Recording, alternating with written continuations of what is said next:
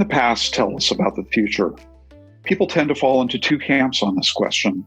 Some say that those who fail to learn from the past are condemned to repeat it, suggesting that historical choices and events provide a sure guide to present and future circumstances.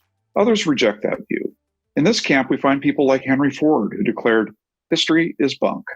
From this viewpoint, the future is utterly cut off from the past, and we are free to make the best or worst of all possible worlds. Today's Hardly Working is a conversation with two historians who beg to differ from both of these perspectives. The past is neither deterministic nor irrelevant. Rather, the tools of historical study can be brought to bear in the present for the purposes of the future. They mean that in thinking historically in a rigorous way, we might be able to map out scenarios that could help us to an optimal future. With these desired futures in mind, we can then work backward, asking what kinds of policies do we need today to guide us toward the social, political, and economic outcomes we want for ourselves and future generations. I'm joined today by Albert Zambone, an Oxford University-trained historian of colonial America and the host of the Historically Thinking podcast. Together, Albert and I are interviewing David Staley, an associate professor of history at The Ohio State University and director of Ohio State's Humanities Institute. We discuss the role of contingency in futurism, how histories of the future can help manage policy uncertainty today, and the effect that COVID-19 may have on cities and the way we work. Well, just for listeners of Brent's podcast, I should identify myself as Al Zambone of Historically Thinking. And this is Brent Orell, and I am the host of a podcast called Hardly Working. And with us on our podcast is David Staley, a professor of history at The Ohio State University and director of the Humanities Institute. Is that not correct, David? That is correct. Thanks very much for the invitation, Al. So I'm going to take the first half of this and ask you some questions about your work on history in the future. I thought this was be interesting to mash up Brent and myself to tackle different aspects of your thought and how it could apply to our present situation. You've written an essay, which I am terrified to see. It was back in 2002. Seems just like yesterday. I know. Yeah. And then a book called History in the Future.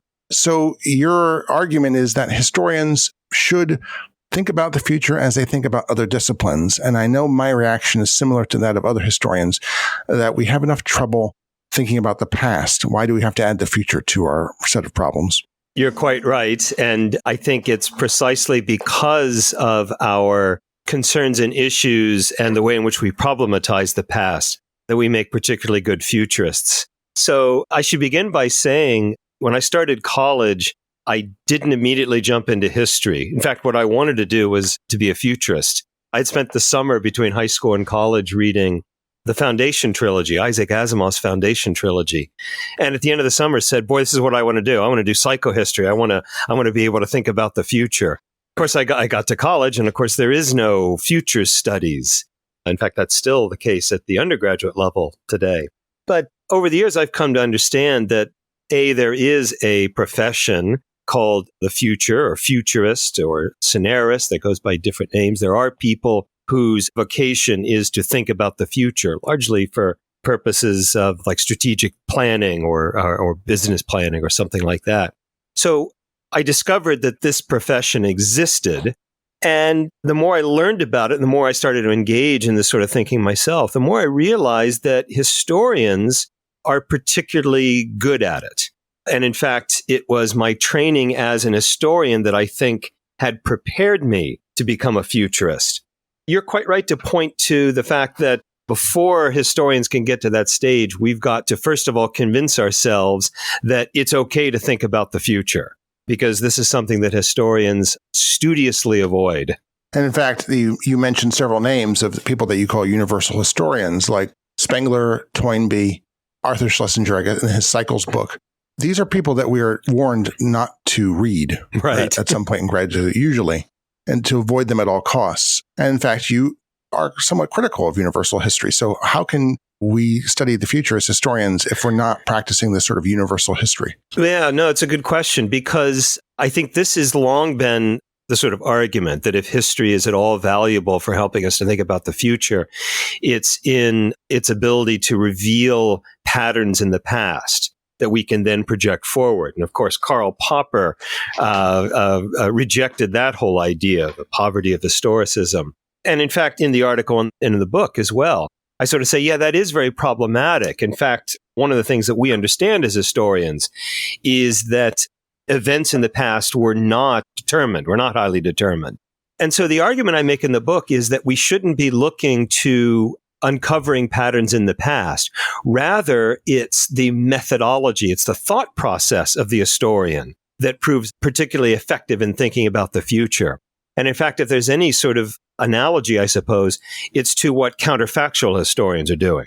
Counterfactualist goes back to a moment in the past and tries to imagine what were the alternative possibilities. And in fact, that's sort of where we are today, I think, as futurists. We're sitting in a moment in time and we're trying to imagine the possibilities going forward.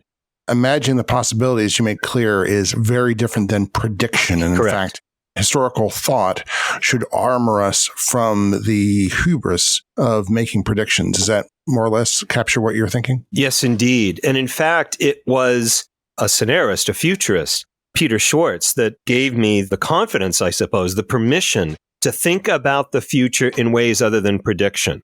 He wrote a book maybe 30 years ago called The Art of the Long View that described the scenario method for thinking about the future.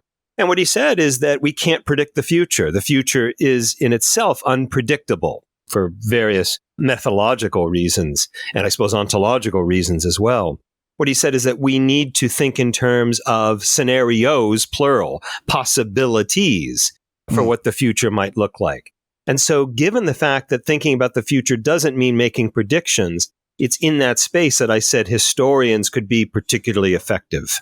So what are scenarios, and how does one think about scenarios? So a scenario is, well, the term, I suppose, comes from the filmmaking industry. It's a description of a scene. So a scenario is a description of a world, I suppose, is the best way to think of it. And the way I like to describe it is that as futurists, what we really study are systems, are complex systems. So when someone says, I want to know the future of X, what they're really saying is, I want to know what that system is going to be, what it's going to look like, or how it's going to behave at some point in the future.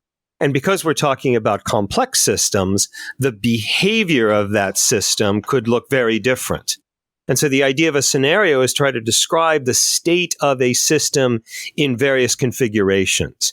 As a futurist, I tend to think in terms of 3 or 4 scenarios for any sort of problem I might be looking at. And again, the analogy here is with counterfactual history.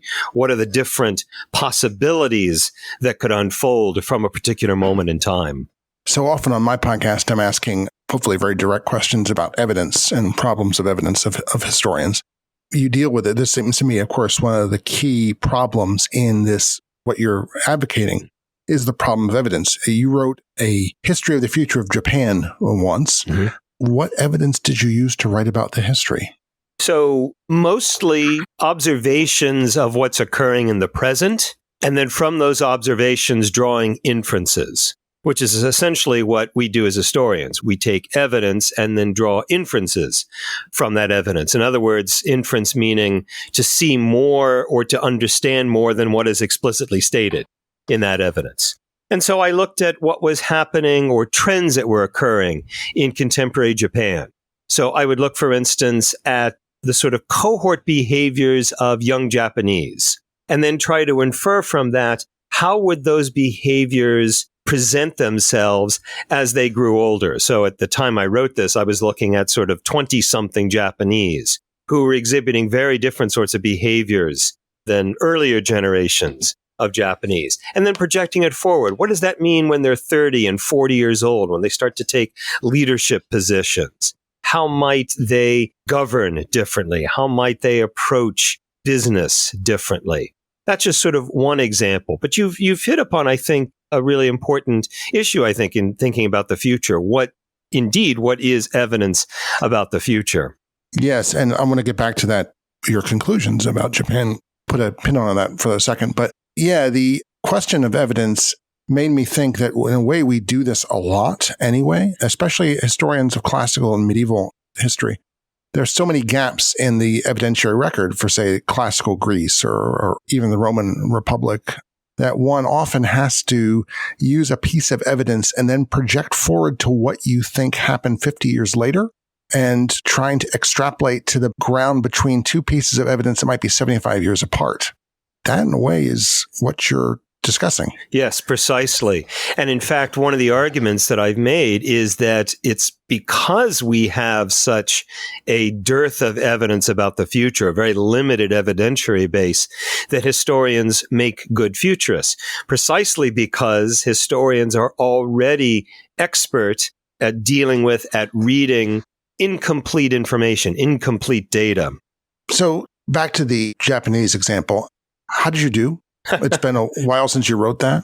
It has been a while, hasn't it? Probably close to 20 years. And so I was looking out at Japan to 2025. I think I wrote it around the year 2000 or 2005, something like that. And so I posed 4 scenarios. And one of the scenarios, which when I wrote it in 2005, probably looked very sort of outlandish.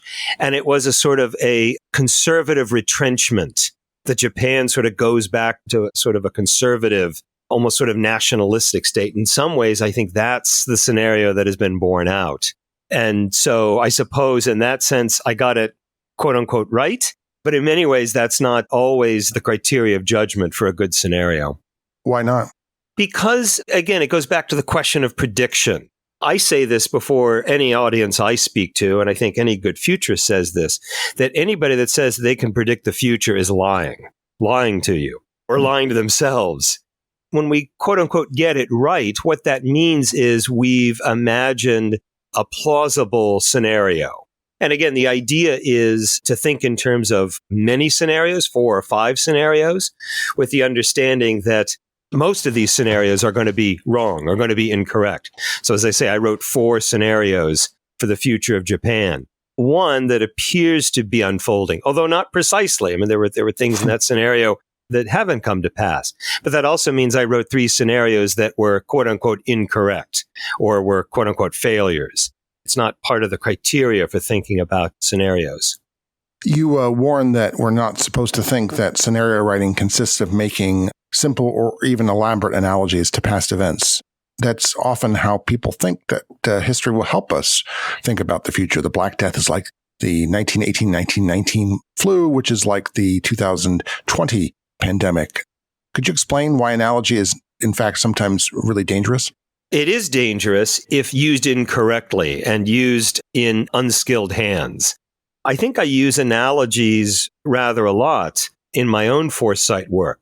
But the definition of an analogy is a similarity in the midst of apparent difference. And I think too often those that want to simplistically use analogies see only similarities rather than trying to understand differences. So, for instance, the quick analogy to COVID-19, of course, is the flu pandemic of 1918. The impulse would be to sort of say, well, we need to look at the history. We need to see and look what happened in 1918 for us to understand what's going to happen in 2020 and 2021 going forward. Misunderstanding that 2020 is not 1918, that there are possibilities that we can see in learning something about the 1918 pandemic, but we will most surely overlook what is unique to this situation. The other challenge, I think, with using analogies is identifying the wrong analogy. So after 9/11, after the 9/11 attacks, you had a number of people say, well, this is like Pearl Harbor, which I actually think was the wrong analogy. In fact, at the time I said, if you're looking for any sort of analogy, it's more like the Tet Offensive.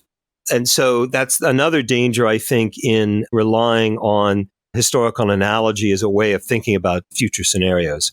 You say that historians will have to think structurally and synchronically if they want to do this sort of work. Could you explain what those terms of this new art are? Yeah, so scenarios, as I say, are descriptions of systems or descriptions of scenes. And that's why I use the term synchronic, for instance, as opposed to a diachronic narrative. And that's the kind maybe that most historians are accustomed to, which is this happens on this day and then this happens and it has this sort of cause and it has this sort of effect. So in a scenario like my Japanese scenarios, I imagine one scenario where Japan becomes more culturally Western or even culturally American, let's say, in terms of attitudes toward entrepreneurialism, attitudes toward individualism, and indeed things like women's rights. And in the scenario, I posited Japan even elects a female prime minister, which is something that hasn't happened. But I don't say that they elect this person on this date, for instance. Again, it's a description of a scene, synchronic, in the way that anthropologists, for instance, talk about a synchronic narrative. You had certain hopes. You imagined even a journal, which had great title, Subjunctivity, Journal of Historical Plausibility. How did your scenarios of the future, of historians writing about the future, how did that work out? What's changed and what hasn't, especially in your opinions? I think probably very little has changed. Today, there are more historians that are interested in foresight, that are interested in futuring in this country, but I think I can count them on one hand. I am certain that the historical profession has not embraced the study of the future. The journal doesn't exist, although I still hold out hope that I will find the time and energy to do it. But, only just in the last 2 weeks, I've been asked to referee or to comment on an article on the relationship between history and foresight, history and future. But I'll note that the article is not written by an historian. And so I don't think that the historical profession has latched on to this. What about your own opinions on history and the future?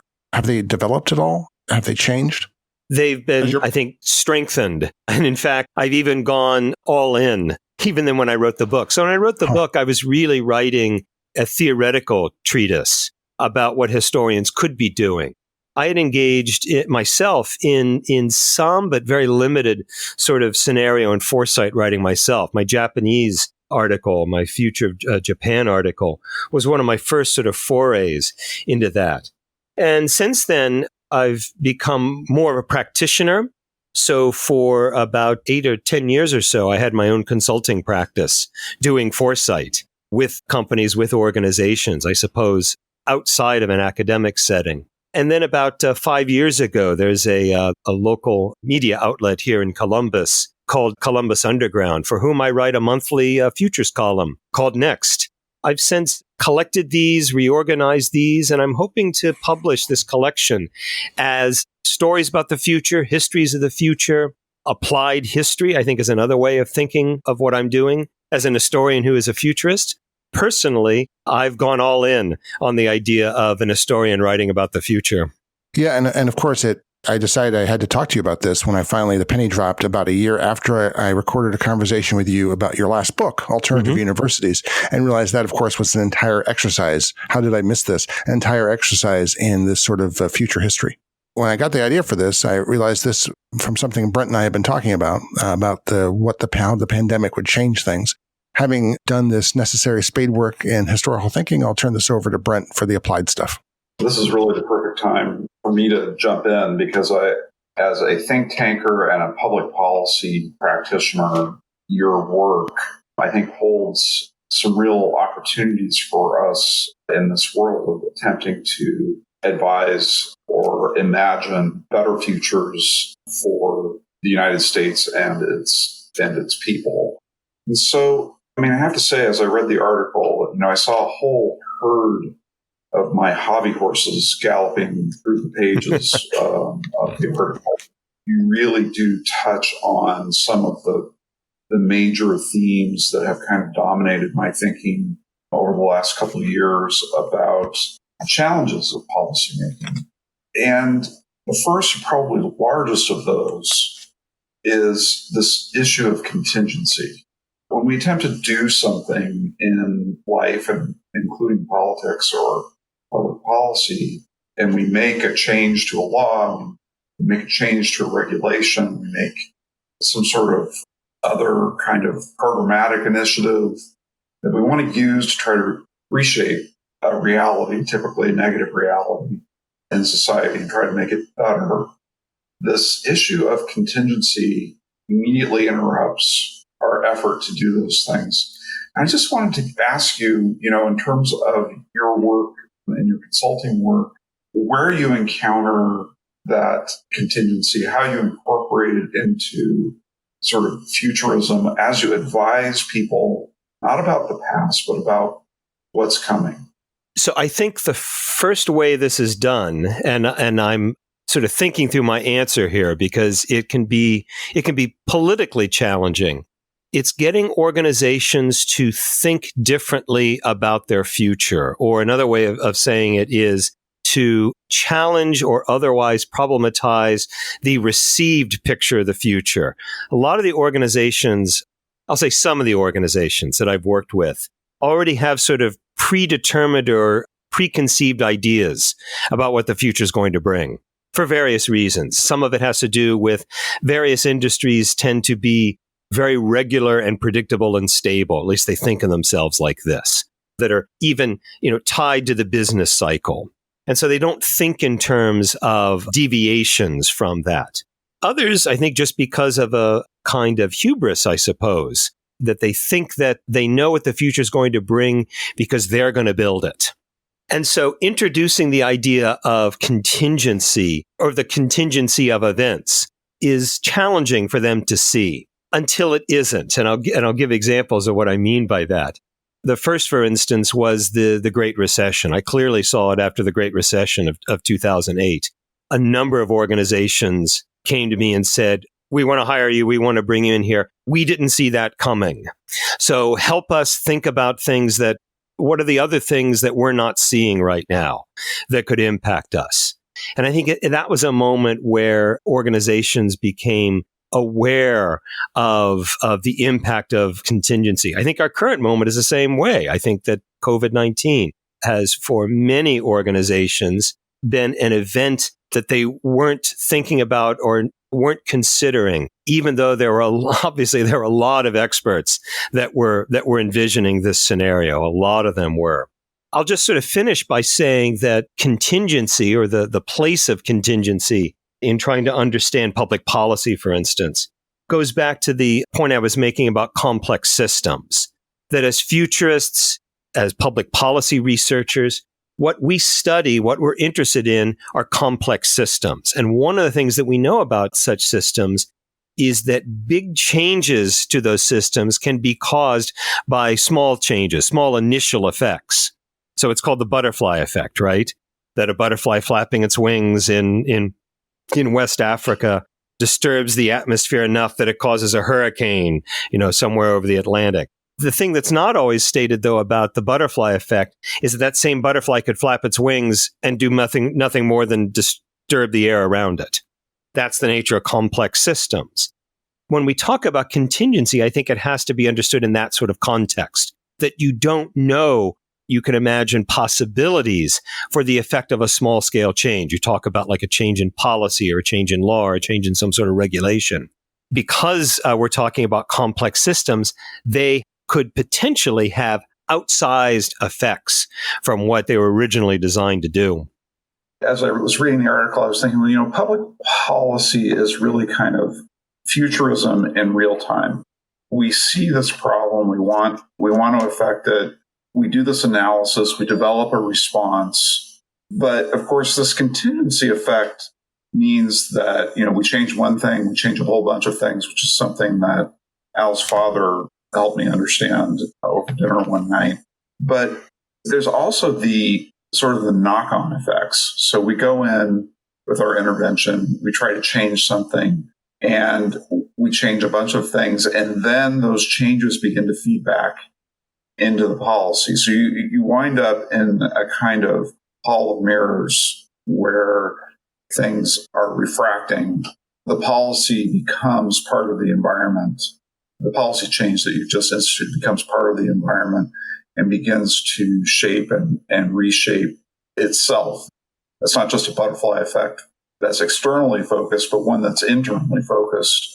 I could see some of this going on recently with the COVID crisis in terms of federal legislation that was supposed to be, that we passed to help businesses and workers sort of weather this initial storm. It was extraordinary to me because in the 30 years that I have been doing this work, one thing that I've noticed is how when there's something really big like this, we typically pass it and then stand back and watch, right? It's like, okay, we're just going to stand back and see how this works. We're going to try to evaluate. We're going to assess it. Maybe in 5 years, we'll revisit the policy. But with the COVID relief packages, we've actually been in kind of a rapid cycle policy process where, we passed the initial bill, the problems immediately emerged, and within a month, Congress passed new legislation trying to correct the problems in the initial bill, and then came back again a month later to do even more corrections. This is extraordinarily unusual in a kind of gridlock policy environment that we exist in. And I'm wondering which is better? Like from your perspective, what would you say is better? Is it better to have, sort of experiment, pass the thing, and then watch it and see how it develops? Or do we need this kind of rapid cycle feedback in the policy process? So because the policy process oftentimes has to work on speed, it's sometimes just challenging, just difficult, logistically challenging to go through the exercise of trying to think through or to imagine all the effects beforehand or all the possible effects beforehand. As a scenarist, as someone who thinks in terms of different possibilities, that's an approach I always like to take, is to think through not just sort of the obvious effects or the effects that you want to have happen. Oftentimes, when we make a decision or when we write a policy brief, we think that we're solving this particular problem or we're addressing this particular issue, and we either choose or, again, just because of the nature of the policymaking process, we haven't the time to think through the other possibilities. It strikes me that it's a key part of any sort of foresight exercise is to think through, in particular, unintended consequences. There's a group of us at Ohio State right now that are going through this kind of exercise right now, especially in a public policy setting. What does it mean to identify or think through unintended consequences? How do we make the unintended visible? And it's a real challenge. It's a significant challenge, but one I think that's vitally important, and especially in a policy setting. Brent, you also had mentioned something else that I think is sort of key to this. And to me, it is one of the biggest differences between thinking about the future or writing representations about the future versus writing representations about the past. And that is that when we write a scenario, when we make a statement about the future, we have the possibility of altering the thing that we're writing and talking about. So I'll give you an example, the sort of thing I'm talking about. A guy goes to his doctor, and the doctor, does an examination. He says, you eat too much, you smoke too much, you're overweight, you don't exercise, you're going to have a heart attack in 6 months. And so the guy goes back home, he changes his diet, he exercises more, comes back 6 months later and says, you were wrong. Your prediction, your statement about the future was wrong. Well, had the doctor not said anything to him, the guy very likely would have had a heart attack. And so the idea of making the statement about the future changes the very thing that you're describing or that you're representing. That's a challenge that we face, I think, in foresight. And I would think in particular in a public policy research setting as well, that by making the statement, you're altering that which you are studying. And I suspect you run into that all the time. Yeah, I think it's part of the knowledge challenge is, that we look at data, we look at, information, we look at studies, we draw conclusions, and then we launch policies they're supposed to address that. But yeah, we become, in a sense, we're taking partial ownership of the problem, and we are becoming the problem in the policymaking process. So Al said to me many years ago, when I was working on Capitol Hill, and he said, oh gosh, can't believe how brave you are to do this work. And I'm like, what are you talking about? This has nothing to do with bravery. I'm not taking any risks, Well, I was partly right about that, but in large part wrong because I'm creating risk for others, mainly by engaging in public policy work. I think that's really not something that I had thought enough about, something I think about a lot more now. That we aren't just dealing with widgets, these are things that affect people, that shape and drive their behaviors. We take a certain amount of responsibility for what happens. I don't know if you had a chance to read a book by a guy by the name of Michael Glassland. It's called The Hidden Half, How the World Conceals Its Secrets, but it really goes into this in some significant detail about, the blindness, basically, of our public policy process when it comes to deciding what the problems are, designing the solutions, the limited ways. And this is something I really want to get your thoughts on. I mean, one of the points Glassland makes is, that we need different streams of data in order to help avoid some of the unintended consequences. It's not enough to have statistical data. It doesn't even begin to be enough. And that we need kind of narrative or qualitative data to help us understand the context around those statistics. Have you thought about that? Oh, yes. That's coming from my playbook now, the idea of contextualizing and especially qualitative data. No, I'm absolutely on board with that. In one of my columns, probably in about 2 months' time, I'm going to write about the results of a study, a white paper that McKinsey has recently published on the biotech revolution, at least the future of biotech. Well, because it's McKinsey, they were looking mostly at the sort of business development implications of some of the work that's happening right now, like in CRISPR, gene editing, these sorts of things. And so, it is what it is. It's aimed at a particular sort of audience. But there were a few moments in the white paper where they would make statements to the effect of, there will certainly be ethical and cultural implications, but that's beyond the scope of this study. And my reaction to that is, why? Why are those considerations beyond the scope of this particular study? I think especially with technology, especially think about the future of technology. It's not just McKinsey, and I don't mean to single out McKinsey because I see it rather frequently. The argument is, well, there'll be other sorts of effects that we just won't know, and that's for others to sort of wrestle with and deal with. Make the argument, why is that? Why do we push those kinds of cultural effects downstream for others to deal with, as opposed to right now when the technology is being developed? Why aren't these considerations being wrestled with today as part of the process? And I think that's a sort of a variation on what you've just described, Brent. One of the notes that I wrote down for myself here is that there seems to be a lack of fit between our preferred methods of inquiry and how we organize inquiry and public policy. There's hierarchy, bureaucracy, planning, and this contingent nature of reality that we've been talking about. And it leads to kind of this endless frustration for policymakers and the public. And if I read your article correctly, we could probably do better by focusing more of our analysis on kind of these big, for lack of a better word, we'll just call them primal forces that are driving the developments within a particular society or around a particular issue. Do I have that right? And what would that look like from the standpoint of trying to reshape the policy process to get better results? So in foresight practice, or at least among futurists, we will oftentimes talk about identifying drivers. That's different from trends. A driver is a force, let's say, a social or cultural or economic force that's driving the behavior of a particular system, let's say.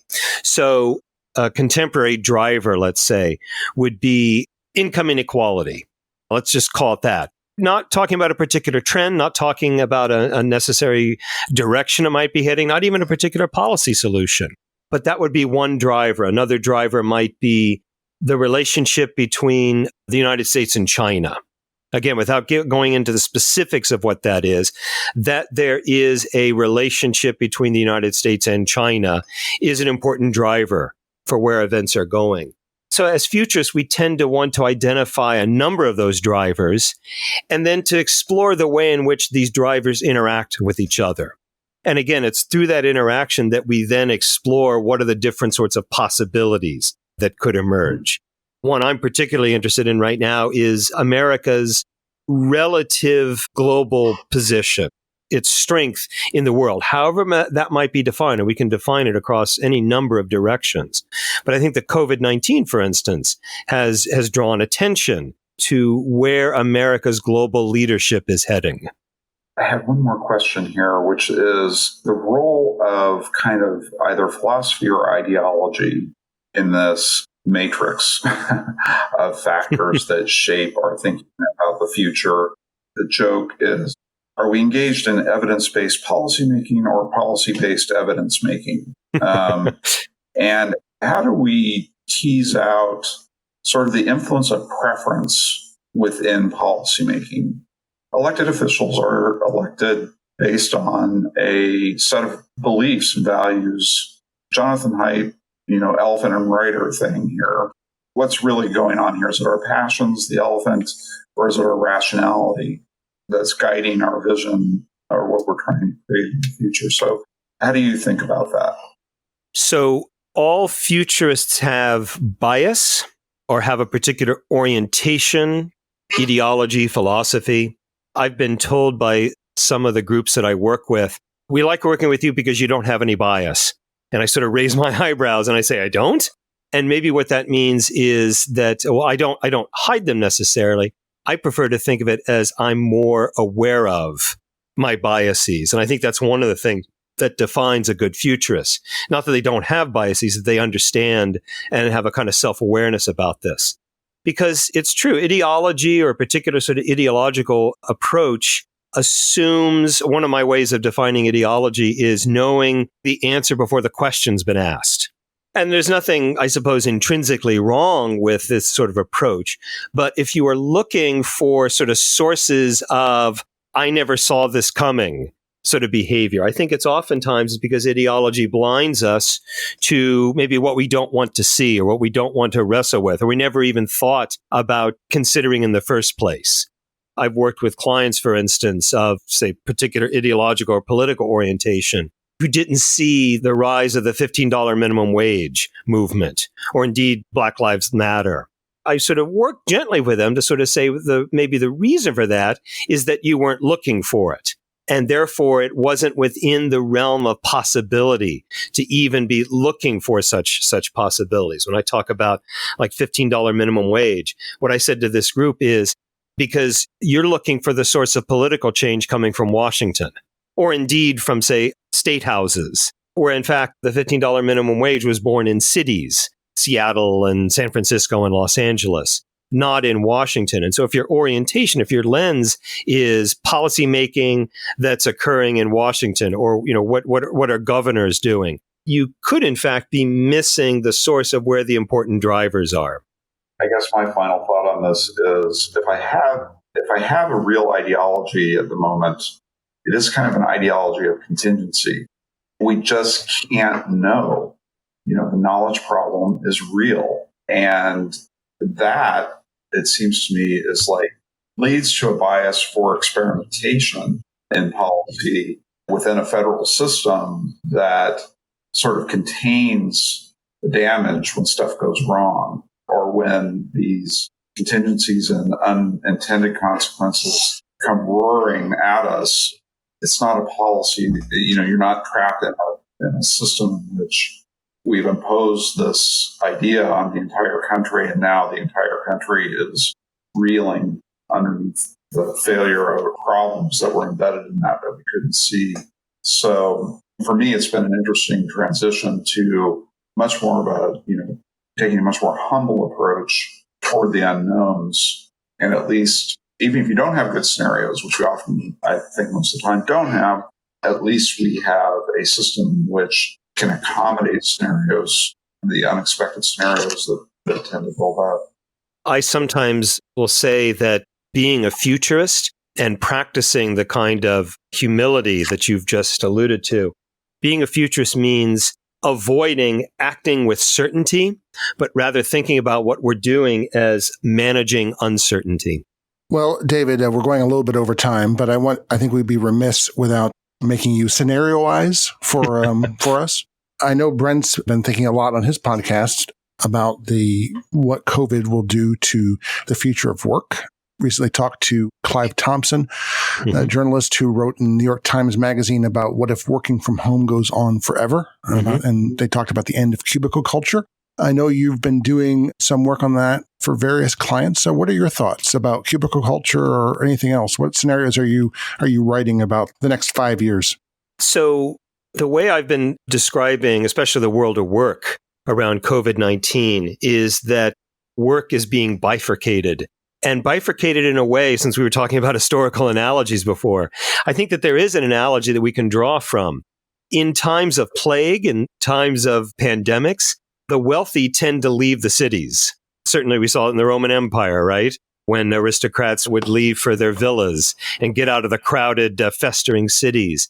And I think that something similar has happened with COVID-19, except rather than going off to our villas someplace, those of us that have the privilege of doing so have cocooned ourselves at home. I'm conducting this interview in my home office. And indeed, I've been working from home as a professor and as a columnist for about the past 4 months now. And yes, I agree. I think that those who are able are going to continue to work from home, even as COVID-19, even at that point that the COVID-19 pandemic dissipates. And I think that one of the things that some organizations have learned is that their employees are just as, if not more productive working from home as they are at the office, and are finding that rather than paying for the real estate to have an office, we can decentralize our operations. Does this mean that all of our work and that everything is going to happen at home or at a distance? No, but I do think that more and more of at least some of our lives are going to be conducted in these distributed networks over Zoom or other sorts of forums. This trend, I think, was happening, or this driver was occurring even before COVID-19. I call it the new mobility. And what I mean by that is that, especially with an Amazon delivery culture, we are bringing more and more of the world to us at home. Not just simply Amazon deliveries, that's DoorDash, food deliveries, that's Uber Eats. That's also things like bringing the gym at home. If I have a Peloton, for instance, or a mirror, I'm bringing my gym into my home. All of these trends have been sort of exacerbated because of COVID-19. Some people have had then nightmare scenarios of what happens to, say, downtown Manhattan. I don't think downtown Manhattan probably is still going to be a very desirable place to be. Having that nightmare, yeah. I know that. Yeah. But I'm thinking about Columbus, and not just because you're there. I like Columbus. Nice place, biggest city in Ohio. People don't realize that. It seems to me that if that scenario works out, downtown Columbus is still in good shape. I'd much rather be in downtown Columbus than in an office park in Dublin, outside the Columbus Ring Road. If we have to go to offices, the question is, where do we want those to be? If offices are still in our future, and I think they probably are, they themselves are going to be redesigned. We talk about the end of cube culture. I could imagine a scenario where we'll have more cubes in the same way that we're going to have plastic shields in front of our classes when we lecture, or the way we have them now at McDonald's. We could see actually a revival of cube culture. Mm-hmm. By the same token, I could see challenges for Columbus. Columbus has been really pushing the idea of the new urbanism, of urban densification. I could just as easily see people say, boy, you know what? Density is the last thing you want in a pandemic. And I think, you know what? Maybe I do want that home in the suburbs, because at least we're a little bit more spaced out. And there's at least some evidence that home buyers are looking more at suburbia than they are, say, in the downtown core. That's not a prophecy. That's not a prediction. But it is, I think, a plausible inference that we could see maybe a return to suburbs. If we take your methodology and we ask ourselves the question, what are the drivers in a world that is passing through a pandemic of unknown duration? Once a virus, always a virus. It's always going to be with us in one form or another. We're going to get better at handling it, better at treating it. It will become like the flu over time when we have therapeutics and vaccines. When I look at this question, the density question, I see one of the main drivers as being economic for businesses at not having to pay for as much space. They're still going to need space, but they're not likely to need as much space. as they typically have. They can use their employee space in their homes rather than equipping them with an office that they use all the time. So there's a potential economic incentive here for businesses to sort of say, yeah, this is really working for us. We're getting higher productivity and we can reduce overhead. I'm just wondering, when we think about this, there are a host of potential drivers. How do you choose which of the drivers you want to focus on when building your scenario? What an excellent question. And I think that brings us back to the historian as futurist, because I think as historians, we ask the same sort of question. How are we going to frame this? From what perspective am I going to write about, medieval Europe or whatever the case might be? And I think there's a similar sort of framing that goes on when we're thinking about the future.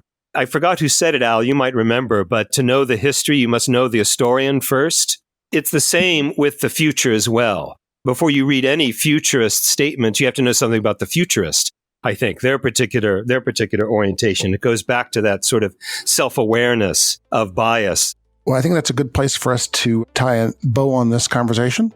Our guest today has been David Staley. He's author of History in the Future. We'll have a link to that on the show notes. I'm Al Zambone of Historically Thinking. Thanks for joining us.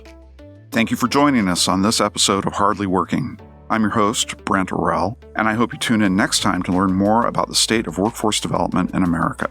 Be sure to like and subscribe to our podcast. Let us know at vocation@aei.org if there are any topics you'd like us to cover. As always, we hope you find the job that fits so well, it feels like you're hardly working.